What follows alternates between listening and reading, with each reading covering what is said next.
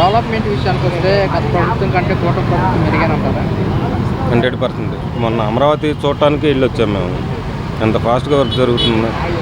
అన్ని కోట్ల రూపాయలు నాశనం చేశాడు. కనీసం అర్థం కాదా? ఎలా ఉందన్న పరిస్థితి అక్కడ ఇప్పుడు? మొన్న అమరావతి వెళ్ళొచ్చాను, చాలా గర్వం అనిపించింది. చాలా బాగుంది.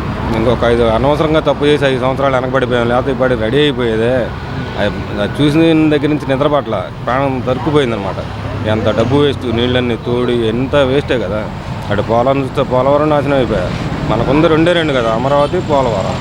2 నాశనం చేశాడు కానీ డబల్ అయిపోయాలి. అంతకుముందు 50,000 కోట్లు అనుకుంటే ఇప్పుడు ఏముంది 1,00,000 కోట్లలోకి వెళ్ళిపోయింది. ఎవరు తిన్నట్టు? గిరికొండ 500 కోట్లు, అది ఉంది కదా వైజాగ్.